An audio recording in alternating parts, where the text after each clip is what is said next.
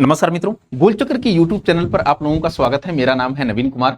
Indian economy का class बाबू आपका regular चल रहा है। मैं आपसे बार बार हाथ जोड़ करके रिक्वेस्ट कर रहा हूं कि जाकर के प्लेलिस्ट में क्लास पड़ा हुआ है। बैंकिंग के कई क्लास को हमने आप तक पहुंचा दिया है। उस क्लास को देखने के बाद ही ये क्लास देखेंगे तो आपको ज्यादा समझ में आएगा। आज बारी है सहकारी बैंकों के और कुछ बीच विकास बैंकों की। बहुत इंपॉर्टेंट है। यहां से एक या दो क्वेश्चंस आपको देखने को मिलेगा ही मिलेगा। और साथ ही साथ मेंस का जब आपकी एग्जाम होता है तो ये जो सहकारी बैंक होता है बहुत महत्वपूर्ण भूमिका निभाता है। तो हम लोग समझेंगे कि सहकारी बैंक क्या होते हैं, किन स्तरों पर होते हैं, इनकी फाइनेंसिंग कौन करता है, इनको रेगुलेट कौन करता है। फिर उसके बाद विकास बैंक क्या होते हैं, विकास बैंक के प्रकार क्या होते हैं, उनमें कौन कौन से बैंक आते हैं, सारे बैंकों के बारे में हम लोग पूरा फुल डिटेल बातचीत करेंगे। तो सहकारी बैंक की जो संरचना होती है वो कैसी होती है? त्रिस्तरीय होती है। कैसी होती है? त्रिस्तरीय होती है। पहला चीज तो आपका जो क्वेश्चंस बनेगा कि सहकारी बैंक की संरचना कैसी होती है? त्रिस्तरीय। एक तो राज्य स्तर की होगी, एक जिला स्तर की होगी जिसको हम केंद्रीय सहकारी बैंक कहेंगे, और एक आपको जो है ग्रामीण क्षेत्र की मिलेगी जिसको हम प्राथमिक साख समितियां कहते हैं। तो पहला जो स्तर मिलेगा वो राज्य सहकारी बैंक के रूप में मिलेगा। किस बैंक के रूप में? राज्य सहकारी बैंक के रूप में। दूसरा जो मिलेगा वो जिला या केंद्रीय सहकारी बैंक के रूप में मिलेगा। और जो तीसरा आपको स्तर मिलेगा वो प्राथमिक साख समितियों के रूप में आपको मिलेगा। किस रूप में? प्राथमिक साख समितियों के रूप में मिलेगा। अभी समझना जरा, ये जो राज्य सहकारी बैंक है ये राज्य के स्तर पर स्थापित बैंक होते हैं। सहकारी बैंक किस स्तर पर? राज्य के स्तर पर। तो राज्य जो सहकारी बैंक होते हैं ये किस स्तर पर स्थापित किए जाते हैं? ये स्टेट के स्तर पर स्थापित किए जाते हैं, ये राज्य स्तर पर स्थापित होते हैं। जरा देखना, एक राज्य विशेष में स्थापित किया जाता है, जैसे उत्तर प्रदेश में, मध्य प्रदेश में, तमिलनाडु में, बिहार में, सब राज्य पर अलग अलग स्तरों पर सहकारी बैंकों की स्थापना होती है राज्य स्तर पर। ठीक है, यह नाबार्ड द्वारा जो है ऋण प्राप्त करती है। कौन? अगर मैं कहूं कि ये जो राज्य सहकारी बैंक है किसके द्वारा ऋण प्रदान किया जाता है इसको, तो ये नाबार्ड के द्वारा इसको ऋण प्रदान किया जाता है। किसके द्वारा? नाबार्ड के द्वारा। ठीक है, फिर उसके बाद और जिला सहकारी बैंकों को ये ऋण उपलब्ध करवाते हैं। दो तीन पॉइंट आपको मिला। पहला कि ये जो राज्य सहकारी बैंक है एक तो राज्य के स्तर पर इसकी स्थापना होती है। दूसरा, इसको जो है वित्त पोषण का काम इसका कौन करता है? इसको धन देने का काम कौन करता है? वित्त पोषण का काम तो वो नाबार्ड करती है। कौन करती है? नाबार्ड करती है। तीसरा, यह जो राज्य सहकारी बैंक है ये जिला सहकारी बैंक को ऋण देती है। जिला सहकारी बैंक को क्या करती है? ऋण देने का काम करती है। ये तीन पॉइंट आपको याद रखना है। किसमें? राज्य सहकारी बैंक में। क्लियर? चले यहां पर जिला या केंद्रीय सहकारी बैंक। अब जिला या केंद्रीय सहकारी जो बैंक था ये जिला के स्तर पर स्थापित किया जाता है। किसके आधार पर? डिस्ट्रिक्ट के स्तर पर, जिला के स्तर पर इसको स्थापित किया जाता है। और साथ ही इसको जो ऋण प्रदान किया जाता है ये राज्य सहकारी बैंक के द्वारा, राज्य सहकारी बैंक के द्वारा इसको ऋण प्रदान किया जाता है। ठीक ना? यहां पर अभी आपने देखा कि राज्य सहकारी बैंक किसको ऋण प्रदान करता है? तो जिला सहकारी या केंद्रीय सहकारी बैंक को। अच्छा, कभी कभी जिला या ना देकर के केंद्रीय सहकारी बैंक दे देता है, उसको आप समझिएगा कि ये जिला के स्तर पर ही स्थापित किया जाता है सहकारी बैंक। ठीक है, तो यहां एक जिला विशेष में स्थापित किया जाता है, यह राज्य सहकारी बैंक से ऋण लेती है और प्राथमिक साख समितियों को ऋण देती है। और तीसरा पॉइंट इसमें याद रखना है कि ये ऋण किसको देती है? ये जिला सहकारी बैंक भी ऋण देती है। किसको देती है? तो प्राथमिक साख समितियों को देती है। प्राथमिक साख समितियों को ऋण देती है। ठीक है ना? अब एक चीज समझना जरा, ये राज्य सहकारी बैंक इसने ऋण कहां से प्राप्त किया? तो इसने नाबार्ड से ऋण प्राप्त किया। फिर इसने किसको दिया? जिला सहकारी। जिला सहकारी ने किसको ऋण दिया? तो प्राथमिक साख समितियों को दिया। तो एक क्रोनोलॉजी आपके पास याद होनी चाहिए। क्लियर इतनी बातें? अब एक चीज समझना जरा, यहां पर थोड़ा सा नीचे आते हैं तो आपको प्राथमिक साख समितियां मिलेंगी। और प्राथमिक साख समितियां एक ग्राम स्तर पर स्थापित की जाती हैं। आपको यहां पर क्या याद रखना है कि भाई एक ग्राम स्तर पर स्थापित की जाती है। दूसरा जो पॉइंट यहां पर देखिए, ग्राम स्तर पर ये कार्य करती हैं। ठीक है। दूसरा कि गांव या क्षेत्र के न्यूनतम 10 व्यक्ति, तो एक तो आपको की पॉइंट मिला कि यहां पर आपको 10 व्यक्ति जो है इसका निर्माण करते हुए आपको दिखाई पड़ेंगे। मतलब कि अगर प्राथमिक साख समितियों का निर्माण करना है तो मिनिमम कितने लोग होने चाहिए? 10% होने चाहिए, 10 लोग होने चाहिए, तब जाकर के मिल करके वो साख समितियां, प्राथमिक साख समितियां गांव के स्तर पर स्थापित की जाती हैं। और इनको ऋण कहां से मिलता है? तो जिला या केंद्रीय सहकारी बैंकों से इनको ऋण की प्राप्ति होती है। ठीक है ना? अब समझना जरा, इनका निर्माण कर सकते हैं 10 लोग मिल करके। और ये कृषि आज आदि के लिए अल्पकालिक ऋण देते हैं। अब मान लेते हैं कि इन 10 लोगों से मिलकर के एक प्राथमिक साख समितियां बनी। अब इनके पास जो है गांव के जो किसान होते हैं, जो मजदूर होते हैं, इनके पास आएंगे ऋण लेने के लिए। इस 10 लोगों के जो समूह है, जो प्राथमिक साख समितियों में बैठे 10 लोग हैं, इनको धन कहां से मिला है, वित्त कहां से मिला है, ऋण कहां से मिला है, केंद्रीय सहकारी बैंकों से मिला है। अब इनके पास मान लेते हैं कि 10 लाख रुपया हुआ, तो जो छोटे छोटे किसान है ना गांव के, ये आएंगे इन्हीं से ऋण लेंगे और इस सस्ते दर पर अल्पकालिक ऋण लेते हैं और इस प्रकार जो है एग्रीकल्चर व्यवस्था को संचालित करते हैं। तो मुझे उम्मीद है कि आपको जो इस सहकारी बैंकों की जो त्रिस्तरीय संरचना है, राज्य सहकारी बैंक, जिला सहकारी बैंक और प्राथमिक साख समितियां, ये पूरा आपको अच्छे से क्लियर हो गया होगा।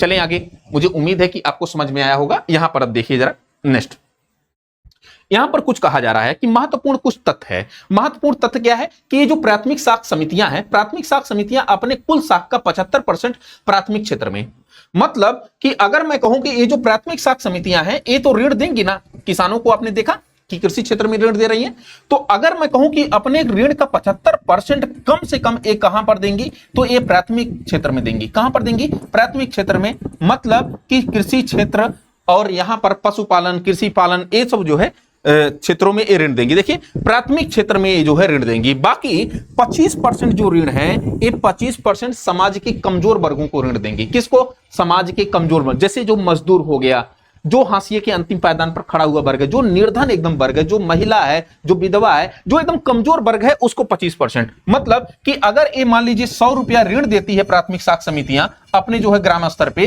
तो इसमें कहा जा रहा है कि जो 75% या 75 रुपया है, एक कहां पर, ये प्राथमिक क्षेत्र के लोगों को ऋण देगी। बाकी जो 25% है, इस समाज के कमजोर वर्गों को ऋण देगी, समाज के एकदम कमजोर वर्गों को ऋण देगी। ठीक है ना? तो मुझे उम्मीद है कि अब आपका क्लियर हो गया होगा कि जो त्रिस्तरीय संरचना है, राज्य सहकारी बैंक, जिला या केंद्रीय सहकारी बैंक और फिर उसके बाद प्राथमिक साख समितियां, इसका पूरा क्या जो है पूरा फैक्टर क्या है। ठीक है ना? अब यहां पर देखिए जरा नेक्स्ट, सहकारी बैंक की स्थापना, संचालन और उसका जो है सारा कुछ जो है विनियमन वगैरह, रेगुलेशन वगैरह किस प्रकार किया जाता है, इसको थोड़ा सा हम लोग समझ लेते हैं। सहकारी बैंक, अब अगर इसकी मैं स्थापना की बात करूं कि जो इसकी स्थापना होती है सहकारी बैंकों की, हर राज्य अपना अलग अलग अधिनियम बनाता है, अलग अलग कानून ला करके सहकारी बैंकों की स्थापना करता है। कोई पर्टिकुलर जो है इसके लिए अधिनियम नहीं है। तो यहां पर देखिए भारत में इन बैंकों की स्थापना अलग अलग राज्यों द्वारा बनाए गए राज्य सहकारी समिति अधिनियम के अंतर्गत की जाती है। आपसे यही क्वेश्चन पूछ सकता है कि जो सहकारी बैंकों की स्थापना की जाती है, क्वेश्चन दे देगा, उसमें ऑप्शन दे देगा आरबीआई एक्ट 1934 के तहत की जाती है। नहीं भैया, आरबीआई एक्ट 1934 के तहत नहीं की जाती है। इसको अलग अलग राज्यों के द्वारा अपने सहकारी समितियां अधिनियम पारित करके अलग अलग स्तरों पर की जाती है। ठीक है ना? तो यहां पर भारत में इन बैंकों की स्थापना अलग अलग राज्यों द्वारा बनाए गए राज्य सहकारी समिति अधिनियम के अंतर्गत की जाती है। पंजीकरण राज्य स्तर पर होता है। किसका? सहकारी समितियों का। सहकारी जो समितियां हैं या सहकारी जो बैंक हैं, इनका पंजीकरण किस स्तर पर होगा? राज्य के स्तर पर होगा। उद्देश्य इनका क्या होता है? तो कृषि एवं संबद्ध क्रियाओं के लिए जो है ये साख उपलब्ध करवाना, मतलब ऋण उपलब्ध करवाना, मतलब कि जो है वित्त उपलब्ध करवाना या वित्त समावेशन करना, ये इनका क्या होता है? प्रमुख उद्देश्य होता है, प्रमुख जो है इनका ध्येय होता है। क्लियर?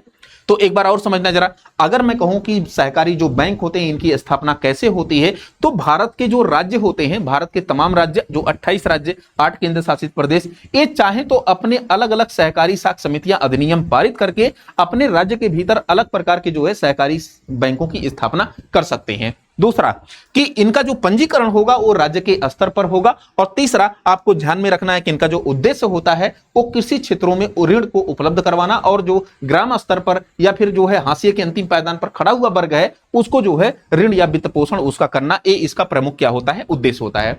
क्लियर इतनी बातें? आते हैं संचालन। संचालन इसका कौन करता है? इसको रेगुलेट कौन करता है? तो केंद्रीय बैंकिंग कानून करता है। केंद्रीय बैंकिंग कानून इन द सेंस दो चीजें, इसमें दो कानून आप याद रखेंगे। एक बैंकिंग विनियमन अधिनियम, बैंकिंग रेगुलेशन एक्ट 1949। देखिए बैंकिंग रेगुलेशन एक्ट 1949, इस रेगुलेशन, इसका काम कौन करता है? आरबीआई को पावर है कि आरबीआई क्या करती है, जितने भी सार्वजनिक क्षेत्र के बैंक हैं, जितने भी जो है विदेशी बैंक हैं, जितने भी प्राइवेट बैंक हैं, सारे बैंकों को किसके माध्यम से आरबीआई रेगुलेट करती है? किस अधिनियम के माध्यम से? तो आपने बताना है कि साहब बैंकिंग विनियमन अधिनियम, इसको हम बैंकिंग रेगुलेशन एक्ट 1949 भी कहते हैं।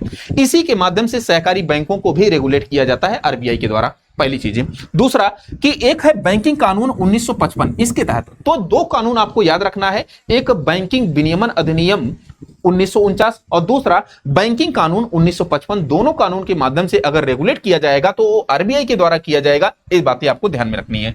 भारत में सहकारी बैंकों का संचालन एवं नियंत्रण मुख्य रूप से दो अधिनियमों के अंतर्गत किया जाता है, एक बैंकिंग रेगुलेशन एक्ट या बैंकिंग विनियमन अधिनियम 1949 और दूसरा बैंकिंग कानून 1955। क्लियर इतनी बातें? चलें आगे। अब यहां पर देखिए जरा नेक्स्ट क्या है कि मुख्य परीक्षा की दृष्टि से थोड़ा सा हमने जो है यहां पर शायद मेंस का ये क्वेश्चन है, अगर ये मेंस का क्वेश्चन आए तो आप क्या लिखोगे यहां पर वित्तीय समावेशन के लिए कि क्षेत्रीय स्तरों पर वित्तीय समावेशन के संदर्भ में सहकारी बैंकों की भूमिका को स्पष्ट करना है। ये आपको 150 शब्दों में एक क्वेश्चन लिखना है मेंस का, बहुत इंपॉर्टेंट है, ये बहुत इंपॉर्टेंट है, आप जो है लिख ले जाओगे, ठीक है ना। फिर यहां क्षेत्रीय ग्रामीण बैंकों की विफलता, क्षेत्रीय ग्रामीण बैंकों की विफलता होने के कारणों की चर्चा सहकारी बैंकों के महत्व को और अधिक प्रासंगिक बनाती है। आपको हमने जब क्षेत्रीय ग्रामीण बैंक पढ़ाया था, कौन? क्षेत्रीय ग्रामीण बैंक आरआरबी, जिसको हम जो है रीजनल रूरल डेवलपमेंट बैंक कहते हैं, है ना। स्थापना कब हुई थी? 2 अक्टूबर 1975 को हुई थी। इसकी विफलता का कारण क्या था? स्थानीय स्तर की जो कुछ चुनौतियां थी तथा जो है इसका अव्यवहारिक तरीके से काम करना था या अनौपचारिक रूप से काम करना था, तो इसलिए इसके जो है विफलता का प्रमुख कारण माना जाता है। कौन इसकी रिपोर्ट को बताया? तो खुसरो समिति और नरसिम्हन जो समिति गठित की गई थी, दोनों समितियों ने इसके जो है विफलता का कारण बताया। और चूंकि जो आरआरबी जब क्षेत्रीय ग्रामीण बैंक की विफलता होती है या विफल होता है, असफल होता है, तो ऐसे में जो सहकारी बैंक है, जो कौन है? सहकारी बैंक, इनकी उपयोगिता या प्रासंगिकता अपने आप बढ़ जाती है। देखिए जरा, तो अगर मैं कहूं कि क्षेत्रीय ग्रामीण बैंक की विफलता होने के कारण या विफल होने के कारणों की चर्चा सहकारी बैंकों के महत्व को और अधिक प्रासंगिक बनाती है। सहकारी संस्थाएं जमीनी स्तर पर अंतिम छोर तक ऋण पहुंचाने का सबसे प्रभावी माध्यम है। ये मतलब कि यहां पर आप एक भूमिका के रूप में जो है इसको स्पष्ट कर सकते हो और फिर आप जो है सहकारी बैंकों की भूमिका बता सकते हैं कि जो प्राथमिक रूरल डेवलपमेंट के लिए, एग्रीकल्चर के विकास के लिए, कृषकों की आमदनी को दोगुनी करने के लिए या आय को बढ़ाने के लिए, मानव के जीवन स्तर को बेहतर करने के लिए, तो ये सब आप जोड़ करके बता सकते हो। देन आपका जो आंसर होगा बहुत इफेक्टिव होगा, ठीक है ना। चलें आगे। यहां पर देखिए जरा, अब आपको देखिए सहकारी बैंक खत्म हो गया, तो सहकारी बैंक हमने त्रिस्तरीय बताया, फिर रेगुलेशन बताया, सब कुछ बता दिया। इससे बाहर आपका क्वेश्चंस नहीं आना है, ठीक है ना। फिर उसके बाद हम लोग थोड़ा सा देखेंगे इसमें विकास बैंक। क्या देखेंगे बाबू? विकास बैंक। और विकास बैंक में हमको क्या क्या देखना है? पहला देखना है कृषि एवं ग्रामीण विकास बैंक, क्या, जिसको हम नाबार्ड कहते हैं। क्या कहते हैं? नाबार्ड। इसको हम लोग पूरा डिटेल से देखेंगे, यहां से क्वेश्चंस आपका पूछा जाएगा। फिर उसके बाद सिडबी जिसको हम लघु बैंक कहते हैं, आईएफसीआई इसको हम औद्योगिक वित्त बैंक कहते हैं, और फिर एक्जिम जिसको हम आयात निर्यात बैंक कहते हैं, और यहां पर आपको मुद्रा बैंक दिखाई पड़ेगा, और फिर आपको एनएसबी जिसको हम आवास वित्त बैंक भी कहते हैं। ये सब बैंक जिसको हम विकास बैंक के नाम से जानते हैं, विकास के में महत्वपूर्ण भूमिका निभाता है। ऐसे बैंकों को हम लोग एक एक बैंक करके डिस्कस करेंगे। यहां पर देखिए जरा, पहला वाला जो आपका बैंक दिखाई पड़ेगा वो नाबार्ड दिखाई पड़ेगा। क्या दिखाई पड़ेगा? नाबार्ड दिखाई पड़ेगा। बहुत इंपॉर्टेंट है, इसको लेकर के बार बार क्वेश्चंस पूछा जाता है। तो अगर मैं कहूं कि ये जो नाबार्ड है इसको हम क्या कहते हैं? राष्ट्रीय कृषि एवं ग्रामीण विकास बैंक कहते हैं। क्या कहते हैं? राष्ट्रीय कृषि एवं ग्रामीण विकास बैंक कहते हैं। अगर मैं कहूं कि ये कब गठित किया गया, तो इसका जो गठन है, इसकी जो स्थापना है, ये 12 जुलाई 1982 को इसकी स्थापना हुई थी। लेकिन इसकी स्थापना से पहले कुछ लोग इसकी जो है रिकमेंड करते हैं, एक समिति गठित की जाती है जो इसका रिकमेंड करती है कि एक नाबार्ड की गठन, एक मतलब कि जो है स्थानीय स्तरों पर वित्त के पोषण के लिए या वित्तीय समावेशन के लिए नाबार्ड जैसी एक संस्था का गठन होना चाहिए। तो बी शिवरामन समिति का गठन किया जाता है। कब गठित किया जाता है? 1979 में एक समिति का गठन किया जाता है। जो कौन सी समिति होती है? बी शिवरामन समिति। बी शिवरामन समिति कब गठित की जाती है? तो ये 1979 में गठित की जाती है। अब एक चीज समझना जरा, अब जब एक गठित की जाती है तो इसी ने रिकमेंड किया, इसी ने सिफारिश की नाबार्ड की, इसी ने क्या की? सिफारिश नाबार्ड की कि नाबार्ड की स्थापना की जानी चाहिए, ठीक है ना। अब क्या किया जाता है? 1981 का दौर फिर आता है। 1981 में क्या किया गया? नाबार्ड एक्ट पारित किया गया। नाबार्ड की स्थापना के लिए नाबार्ड अधिनियम लाया गया, ठीक है ना। देखिए, राष्ट्रीय कृषि एवं विकास बैंक अधिनियम 1981 पारित किया गया, या नाबार्ड अधिनियम 1981 पारित किया गया। फिर जब नाबार्ड अधिनियम 1981 पारित किया जाता है तो फिर इसका आधिकारिक रूप से 12 जुलाई 1982 को जाकर के इसका गठन कर दिया जाता है। तो 1979 बी सीवरामन समिति गठित की जाती है, इसने रिकमेंड किया, सिफारिश की। उसके बाद नाबार्ड एक्ट 1981 में आता है, फिर 12 जुलाई 1982 को जाकर के इसकी क्या नाबार्ड की स्थापना हो जाती है। तो एक कुछ बातें आपको नॉर्मली आपको याद रखनी है। फिर आइए जरा यहां पर पूर्ववर्ती संस्थाओं का प्रतिस्थापन, इसने नाबार्ड ने आरबीआई के कृषि ऋण विभाग तथा ग्रामीण योजना तथा ऋण प्रकोष्ठ तथा कृषि पुनर्वित्त तथा विकास निगम को प्रतिस्थापित। यहां पर यह कहना है कि कुछ पूर्ववर्ती जो है आर्थिक संस्थाएं थी, कुछ पूर्ववर्ती जो है वित्तीय संस्थाएं थी, उनको प्रतिस्थापित करके मतलब कि उनको जो है रिप्लेस करके किसकी स्थापना की गई, नाबार्ड की स्थापना की गई। इसमें कौन कौन है, तो पहला कृषि ऋण विभाग है, दूसरा क्या है कि ग्रामीण योजना एवं ऋण कोष प्रकोष्ठ है, और तीसरा है कृषि पुनर्वित्त और विकास निगम। इन तीन संस्थाओं को प्रतिस्थापित करके, एक बार और सुनिए, कृषि ऋण विभाग, दूसरा ग्रामीण योजना एवं ऋण प्रकोष्ठ, और तीसरा है कृषि पुनर्वित्त और विकास निगम। इन तीन संस्थाओं को प्रतिस्थापित करके किसकी स्थापना की जाती है, नाबार्ड की। आपसे क्वेश्चन पूछ सकता है कि किन संस्थाओं को प्रतिस्थापित करके नाबार्ड की स्थापना की गई, तो इन तीन संस्थाओं को, पहला है कृषि ऋण विभाग, दूसरा है ग्रामीण योजना एवं ऋण प्रकोष्ठ, और तीसरा है कृषि पुनर्वित्त और विकास निगम। तीनों को प्रतिस्थापित करके नाबार्ड की स्थापना। चलें आगे। अब यहां पर देखिए थोड़ा सा कि नाबार्ड का मुख्यालय कहां है। आप बताओगे कि साहब नाबार्ड का मुख्यालय कहां पर है, मुंबई में है। कहां पर बाबू, मुंबई में। वर्तमान अध्यक्ष कौन है, श्री साजी केबी, श्री साजी केबी, और इसके 31 क्षेत्रीय कार्यालय हैं। बाकी आप सर्च कर सकते हैं कि इसके लेटेस्ट कार्यालय, लेटेस्ट जो है अध्यक्ष कौन है ना। बाकी ये जो है श्री साजी केबी है, और इसको हमने अपडेट किया था। बाकी यहां पर देखिए नाबार्ड का जो है पूंजी एवं स्वामित्व का विकास, नाबार्ड के पूंजी एवं स्वामित्व का विकास। तो एक चीज आपने क्या पाया कि आपने 12 जुलाई 1982 को नाबार्ड की स्थापना पाई। कब, 12 जुलाई 1982 को। अब एक कैसे स्थापित किया गया था, कितनी फाइनेंस की या कितने जो है पैसे से स्थापित किया गया था, तो 100 करोड़ रुपया से स्थापित किया गया था। नाबार्ड की स्थापना कितने पैसों से हुई थी, तो आपने बताना है कि नाबार्ड की स्थापना 100 करोड़ रुपए से हुई थी। कितने रुपए से, 100 करोड़ रुपए से। अब इस 100 करोड़ रुपया में 50 करोड़ का योगदान जो है भारत सरकार का, और 50 करोड़ का योगदान जो है आपको आरबीआई का मिलेगा। कितना कितना, 50%, मतलब कि 50 करोड़ का योगदान या 50% का आरबीआई का, और 50% जो है भारत सरकार का योगदान मिलेगा। फिर आइए जरा, अब 2011 में जो अमाउंट 100 करोड़ था, इसको बढ़ा करके कितना कर दिया गया, 5000 करोड़ रुपया कर दिया गया। एक क्वेश्चन देखिए हमने अपडेट किया है, यहां से हो सकता क्वेश्चन आपका पूछ ले कि इसकी जो आधिकारिक पूंजी इतने समय है 2011 तक कितनी हो गई, 5000 करोड़ रुपया। तो अधिकृत पूंजी एथोराइज्ड कैपिटल में वृद्धि करके एक कितना कर दिया गया, 1000 से जो 100 करोड़ से लेकर के अब जो है इसको बढ़ा करके 5000 करोड़ रुपया कर दिया गया। ठीक है ना। अब लेकिन 2018 में परिवर्तन करके वर्तमान में अब इतना इसका जो है ये जो एथोराइज्ड कैपिटल कितना किया गया है, पहले 100 करोड़ था, फिर उसके बाद 5000 करोड़ किया गया 2011 में, फिर 2018 में परिवर्तित करके कितना कर दिया गया, 30,000 करोड़ रुपया इसका जो है एथोराइज्ड कैपिटल या फिर अधिकृत पूंजी कर दिया गया है। कितना कर दिया गया है, 30,000 करोड़ रुपया। ये आपके एग्जाम में पूछा जा सकता है, अभी भी वर्तमान में यही चल रहा है। ठीक ना। तो 100 करोड़, 5000 करोड़, फिर उसके बाद 30,000 करोड़। चलिए आइए, स्वामित्व इसका कौन देखता है, तो स्वामित्व इतने समय 100% ओनरशिप जो है ये नाबार्ड अब भारत सरकार के पूर्ण स्वामित्व में है।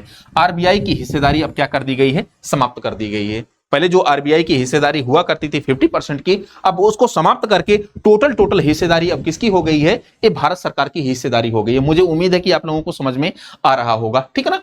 यहां पर देखिए जरा नेक्स्ट, नाबार्ड का मुख्य कार्य क्या है, तो एक एक चीज पढ़ेंगे नाबार्ड के मुख्य कार्य को लेकर के। तो ग्रामीण अर्थव्यवस्था को जो है विकसित करना एक नाबार्ड का प्रमुख कार्य है।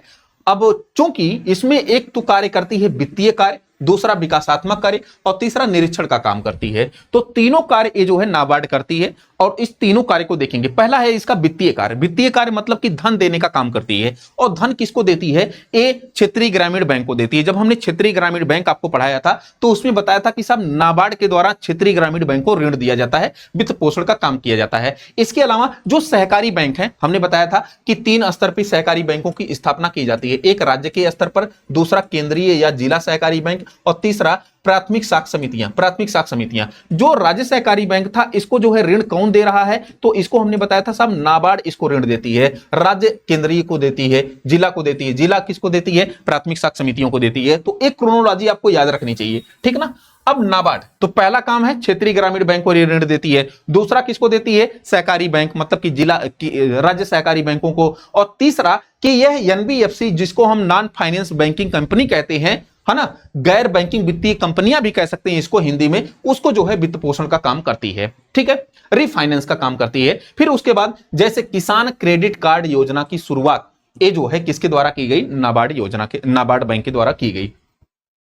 तो अगर वित्त पोषण का काम करें, जैसे किसान क्रेडिट कार्ड में जो पैसा फंडिंग की जाती है किसके द्वारा की जाती है, नाबार्ड के द्वारा की जाती है। तो मेरा यह कहना है कि वित्त पोषण का काम या वित्तीय कार्य ये जो है नाबार्ड के द्वारा किया जाता है, इन स्तरों पर आप दर्शा सकते हैं। फिर उसके बाद विकासात्मक कुछ कार्य किए जाते हैं। विकासात्मक कार्य क्या है कि स्वयं सहायता समूह बैंक लिंकेज कार्यक्रम चलाया जाता है, ग्रामीण अवसंरचना विकास कोष का प्रबंधन और सूक्ष्म वित्त को जो है बढ़ावा दिया जाता है। ये जो है विकासात्मक कार्य के लिए आप बता सकते हैं। फिर उसके बाद निरीक्षण का काम क्षेत्रीय ग्रामीण बैंकों तथा सहकारी बैंकों का जो है निरीक्षण तथा इसका नियमन करती है, ठीक है ना। क्षेत्रीय ग्रामीण बैंकों का जो है निरीक्षण तथा इसका नियमन करने का काम कौन करती है, नाबार्ड करती है। लेकिन रेगुलेशन का काम कौन करती है, वो आपको आरबीआई करेगी 1949 के जो है अधिनियम के तहत, बैंकिंग रेगुलेशन एक्ट के तहत, ठीक है ना। तो ये जो है कुछ नाबार्ड के हमने कार्य देखे। चलिए आइए यहां पर देखिए जरा नेक्स्ट, औद्योगिक वित्त बैंक बहुत इंपॉर्टेंट है। एक तरफ हम लोग पढ़ेंगे आईएफसीआई और दूसरी तरफ सिडबी, बहुत इंपॉर्टेंट। यहां से आपको जो है फैक्ट को लेकर के क्वेश्चन पूछ लेता है। जो आईएफसीआई है इसको हम भारतीय औद्योगिक वित्त निगम कहते हैं, ठीक है ना, इंडियन फाइनेंस और फिर इंडियन फाइनेंस इंडस्ट्री कंपनी कहते हैं, ऐसे कुछ बोल सकते हैं इसका, ठीक है, ठीक है। तो इसकी स्थापना कब हुई थी, भारतीय औद्योगिक वित्त निगम की 1948 में इसकी स्थापना हुई थी। कब हुई थी, 1948। आईएफसीआई एक्ट पारित करके 1948 में एक्ट पारित किया गया और उसी के तहत इस जो है भारतीय औद्योगिक वित्त निगम की क्या की जाती है, स्थापना की जाती है। इसका उद्देश्य क्या है, इसका जो उद्देश्य है ये उद्योगों को मध्यम तथा दीर्घकालिक ऋण उपलब्ध करवाती है। क्या, उद्योगों को मध्यम और दीर्घकालिक ऋण उपलब्ध करवाने का काम कौन करती है, तो आईएफसीआई करती है। इसका नाम क्या है, भारतीय औद्योगिक वित्त निगम है, ठीक है ना। संरचनात्मक परिवर्तन, कंपनी अधिनियम 1956 के अंतर्गत पंजीकृत होकर के 1993 में सार्वजनिक लिमिटेड कंपनी बन गई। तो अगर मैं आपसे पूछूं कि ये जो आईएफसीआई है ये किसके अंतर्गत पंजीकृत हुई थी, किस अधिनियम के तहत, किस कंपनी के तहत, तो आप बताओगे कि कंपनी अधिनियम 1956 के तहत। किसके तहत, कंपनी अधिनियम 1956 के तहत ये पंजीकृत हुई थी। लेकिन बाद में इसको जो है लिमिटेड कंपनी के रूप में ढाल दिया गया, कब जो है 1993 में। तो एक तो 1956 का जो है कंपनी अधिनियम जिसके तहत पंजीकृत होती है, दूसरा 1993 में इसको जो है सार्वजनिक लिमिटेड कंपनी ये बना दिया गया या बन गई, ठीक है ना। यहां पर देखिए जरा, भारतीय लघु उद्योग विकास निगम, भारतीय लघु उद्योग विकास निगम, इसको हम सिडबी कहते हैं। क्या कहते हैं, सिडबी। इसकी स्थापना कब हुई, 1990 में हुई। इसका मुख्यालय कहां है, लखनऊ में है, ठीक है ना। तो अब जैसे वहां पर आपने स्थापना पढ़ा था, ऐसे यहां पर आपने स्थापना देखा, उसका उद्देश्य और इसका उद्देश्य। इसका उद्देश्य क्या है कि उद्योगों मतलब कि जो है उद्योगों को मध्यम और दीर्घकाल के लिए ऋण उपलब्ध करवाना। लेकिन यहां पर जो इसका उद्देश्य होगा ये सूक्ष्म, लघु और मध्यम मतलब कि जो एमएसएमई के उद्योग हैं इनको जो है ऋण उपलब्ध करवाना, इनके विस्तार और विकास में सहायता करना, ये सिडबी का काम है। इसका जो मुख्यालय है बहुत इंपॉर्टेंट है, मुख्यालय को लेकर के क्वेश्चन पूछा गया है कि सिडबी का मुख्यालय कहां है, तो आपको बताना है कि साहब ये लखनऊ में है ना, लखनऊ में। कहां पर है बाबू, लखनऊ में। तो आपने आईएफसीआई पढ़ा, आपने अभी सिडबी पढ़ा, दोनों चीजें हमने पूरा बढ़िया से पढ़ लिया। यहां पर देखिए जरा, एक्जिम बैंक, इसको हम आयात निर्यात बैंक कहते हैं, एक्सपोर्ट इंपोर्ट जो है बैंक कहते हैं, ठीक है ना। तो 1982 में ये स्थापित हुआ। कौन, 1982 में नाबार्ड की भी स्थापना हुई थी, इसको आपको ध्यान में रखना है, ठीक है। और 1982 में आपको आयात निर्यात बैंक भी मिलेगा, एक्जिम बैंक की स्थापना भी मिलेगी। मुख्यालय कहां है इसका, तो मुंबई में मुख्यालय। अच्छा, मुख्यालय आपको आरबीआई का भी यहीं पर मिलेगा, आपको क्षेत्रीय ग्रामीण बैंक का भी मुंबई में मिलेगा। ये सब आपको ध्यान में रखना है। स्वामित्व किसके पास है? एक्जिम बैंक का स्वामित्व भारत सरकार के पास है। इसका उद्देश्य क्या है? अंतरराष्ट्रीय वित्त शाखा के रूप में संचालन, निर्यातकों तथा आयातकों को वित्तीय सहायता उपलब्ध करवाना। मतलब कि हमारे यहाँ के जो निर्यातक हैं, जो आयातक हैं, उनको फाइनेंस करना ताकि वो आसानी से निर्यात आयात की गतिविधियों में मतलब बेहतर भूमिका निभा सके। ठीक है, तो ये एक्जिम बैंक की स्थापना 1982। कहां पर मुख्यालय? मुंबई में मुख्यालय। स्वामित्व किसके पास? भारत सरकार के पास। और इसका उद्देश्य क्या है कि अंतरराष्ट्रीय वित्त शाखा के रूप में संचालन तथा निर्यातकों और आयातकों को वित्तीय सहायता उपलब्ध करवाना। विशेष कार्य क्या है? यह विदेशी राष्ट्रों को भी लाइन ऑफ क्रेडिट प्रदान करता है। क्या? Line of credit. Line of credit मतलब कि जिस उद्देश्य के लिए धन देता है उसी उद्देश्य के लिए धन खर्च किया जाना चाहिए, किसी दूसरे उद्देश्य के लिए धन नहीं खर्च किया जाना चाहिए। ये जो है मतलब कि विदेशी राष्ट्रों को भी धन उपलब्ध करवाता है। कौन? ये एक्जिम बैंक। क्लियर? आते हैं एनएचबी, जिसको हम राष्ट्रीय आवास बैंक कहते हैं। स्थापना कब होती है? स्थापना पूछा गया है। तो जो राष्ट्रीय आवास बैंक है, नेशनल हाउसिंग बैंक इसको कहते हैं, 1987 के तहत, मतलब कि ये जो एक्ट पारित किया गया था, एनएचबी एक्ट 1987 में पास किया गया, 88 में जाकर के इसकी स्थापना हो जाती है ना। स्वामित्व किसके पास है? तो आप बताओगे कि साहब 100% जो स्वामित्व है वो भारत सरकार के जो है वित्त मंत्रालय के पास है। किसके पास है? भारत सरकार के वित्त मंत्रालय के पास है। इसका उद्देश्य क्या है? तो हाउसिंग फाइनेंस कंपनियों को ये जो है नियमन तथा उनके पुनर्वित्त उनका करना। मतलब कि जो कंपनियां क्या करती हैं कि एक हाउसिंग वगैरह मतलब कि जैसे जो बिल्डिंग वगैरह नहीं बनाती हैं, रियल एस्टेट वगैरह का काम करती हैं, उनको फाइनेंस करना। साथ ही साथ यहां से आप सब भी जाकर के जो है अगर आवास वगैरह बनाना हो, घर वगैरह बनाना हो, तो हम अच्छा, एक चीज है कि इसको जो रियल एस्टेट वाले होते हैं, जो बिल्डिंग वगैरह बनाते हैं, वही लोग इससे जो है ऋण ले सकते हैं। बाकी आम आदमी ये सीधे तौर पर आम आदमी को ऋण नहीं देते हैं। इसको ध्यान में रखना है, बहुत इंपॉर्टेंट है, पूछ सकता है। ठीक है ना। तो आपको हमने दिखाया कि भाई एक एक्जिम बैंक हुआ और ये यहां पर एनएचबी हुआ। ठीक है, चले आगे, यहां पर आइए जरा। नेक्स्ट, मुद्रा बैंक। मुद्रा बैंक बहुत इंपॉर्टेंट है। 2024-25 के बजट में इसका जो है डाटा चेंज किया गया। ये जो आपको 10 लाख रुपया मिलता था अब तक, इसको बढ़ा करके 20 लाख रुपया कर दिया गया है। इसको समझिएगा जरा। जो मुद्रा बैंक है इसको micro unit development and refinance agency भी कहा जाता है। इसकी स्थापना कब हुई? इसकी स्थापना ये पूछ लेता है कि मुद्रा बैंक की स्थापना कब हुई? 2015 में हुई। ठीक है ना। तो प्रधानमंत्री मुद्रा योजना के तहत इसकी स्थापना किया जाता है। उद्देश्य इसका क्या है? एमएसएमई को ऋण प्रदान करना। किसको? सूक्ष्म, लघु और मध्यम उद्योगों को ऋण प्रदान करना, ये मुद्रा बैंक का उद्देश्य है। स्थापना कब हुई? 2015 में हुई। प्रधानमंत्री मुद्रा योजना के तहत स्थापना इसकी होती है, मुद्रा बैंक की। और उद्देश्य क्या है कि एमएसएमई उद्योगों को ऋण प्रदान करना। फिर आइए जरा, ये 3 स्तरों पर ऋण प्रदान करती है। एक शिशु स्तर पर, दूसरा किशोर स्तर पर, और तीसरा जो है तरुण स्तर पर। शिशु, किशोर और तरुण स्तर पर। शिशु स्तर पर कितना ऋण प्रदान करती है? 50,000 तक का ऋण प्रदान करती है। किशोर स्तर पर 50,000 से 5 लाख का ऋण प्रदान करती है। और जो तरुण स्तर है, ये तरुण स्तर 5 लाख से 10 लाख का ऋण प्रदान करती है। लेकिन 2024-25 के बजट में अगर आप देखेंगे तो ये जो तरुण स्तर था 5 लाख से 10 लाख था, कितना था? 5 लाख से 10 लाख था। अब इसको क्या कर दिया गया है? 5 लाख से 20 लाख कर दिया गया है। ठीक है ना। तो ये बातें आपको ध्यान में रखनी है। अब मैक्सिमम जो सीमा हो गई है वो कितनी हो गई है? 20 लाख की हो गई है। एक क्वेश्चन आपसे पूछा जा सकता है। अभी तक क्वेश्चन पूछा जाता था कि मुद्रा योजना के तहत अधिकतम ऋण कितना दिया जाता है? 10 लाख रुपया। अब पूछा जा सकता है कि अधिकतम ऋण कितना दिया जाता है, तो आप बताओगे कि साहब 20 लाख रुपया। ठीक है ना। चलें आगे, यहां पर देखिए जरा। नेक्स्ट, अब थोड़ा सा हम विकास बैंकों को लेकर के एक लिस्ट बनाए हुए हैं। उस लिस्ट को एक जो है पेज में पूरा देख लेंगे। पहला है नाबार्ड। नाबार्ड की स्थापना कब हुई? 12 जुलाई 1982 को। मुख्यालय कहां है? मुंबई में है। इसका उद्देश्य क्या है? कृषि, ग्रामीण विकास और जो स्वयं सहायता समूह तथा ऋण पुनर्वित्त का काम करना। फिर उसके बाद सिडबी जो लघु विकास बैंक कहलाता है, इसकी स्थापना कब होती है? 1990 में होती है। मुख्यालय कहां है साहब? लखनऊ में है। सूक्ष्म, लघु और मध्यम उद्योगों को जो है ये ऋण प्रदान करना या उसके विकास के लिए कार्य करना, ये इसका प्रमुख उद्देश्य है। आईएफसीआई इसका जो स्थापना कब हुई? तो 1948 में हुई। अच्छा, मुख्यालय इसका कहां पर है? तो आप बताओगे कि साहब नई दिल्ली में है। ठीक है ना। आईएफसीआई, जिसको हम औद्योगिक विकास बैंक कहते हैं, भारतीय औद्योगिक विकास बैंक, इसका मुख्यालय कहां है? नई दिल्ली में। स्थापना कब हुई? 1948 में हुई। ये बृहद बैंकों को जो है मध्यम और दीर्घकालिक ऋण उपलब्ध करवाता है। किसको? बृहद उद्योगों को, है ना। एक्जिम बैंक, एक्जिम बैंक की स्थापना कब होती है? 1982 में होती है। मुख्यालय कहां है? मुंबई में है। ये अंतरराष्ट्रीय व्यापार वित्त तथा आयात निर्यात के लिए जो है सहायता करता है। फिर उसके बाद एनएचबी, एनएचबी क्या है? नेशनल हाउसिंग बैंक है। 1988 में स्थापना होती है। नई दिल्ली में इसका मुख्यालय है।